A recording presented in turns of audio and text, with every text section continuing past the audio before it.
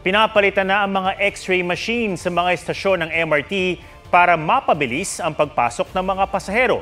Inaasahan kasing mas marami ang tatangkilik sa MRT kapag nagsimula na ang pagsasaayos sa EDSA sa June 13. May report si Joseph Moro. Kada araw, mahigit 370,000 na mga pasaherong sumasakay sa MRT-3. Idinadaan ang kanilang mga gamit sa X-ray machine para ma-inspeksyon at ito raw ay bahagyang nakakadelay sa kanilang pagpasok sa station platform. Medyo. Bakit po? Paano po? Malilate na ako eh. Layon niyang bawasan ang Transportation Department. Lalo't ang MRT ang isa sa mga asahan nilang aalalay sa mga pasahero kapag nagsimula na ang EDSA rebuilding sa June 13 na sasabay rin sa pagbubukas ng klase sa June 16. Yung mga sasakyan na nanggagaling sa Magayo, pwede silang mag-park sa mga malapit sa mga stasyon ng tren and magte-tren sila o magbubus sila. Ayaw na raw ng DOTR ang mga eksenang gaya nito na umaabot na sa hagdanan ng istasyon ng pila at umaabot sa halos 1.5 oras ang paghihintay ng mga pasahero. Pagtitiyak nila madadagdagan ang mga tren ng 3 tuwing peak hours mula sa kasalukuyang 20.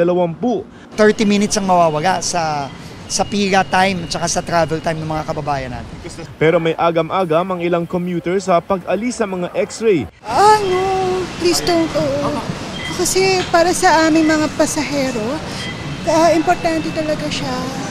Ang solusyon ng DOTR, nag-increase tayo ng visibility ng Coast Guard and other enforcement visibility na medyo kamukha sa ibang bansa, ang mga baril malalaki, mahahaba para deterrent, no? Kasi yun ang nakita natin sa ibang bansa ginagawa eh. sa halip ng mga X-rays, mga ganitong metal detector na lamang at yung mga bomb sniffing dogs ang ipapalit ng DOTR na pang security measure sa mga MRT stations sa susunod na linggo. Ito raw ay para mas mabilis yung pagpasok ng mga pasahero.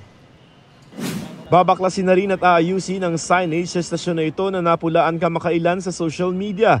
Hindi raw kasi ito mabasa dahil sa kulay at disenyo. Itinutulak din ng DOTR na agahan ng kahit 30 minuto ang pagbubukas ng MRT sa pagsisimula ng EDSA rebuild. Sa gabi kasi medyo sagad na tayo na halos 11 o'clock na nagsasara ang MRT3 and kailangan ng maintenance time. Pinipilit natin ngayon na from 4:30 a.m. ang pag-umpisa, gagawin nating 4 a.m. Pinipilit ko pa yon sa ating maintenance operator.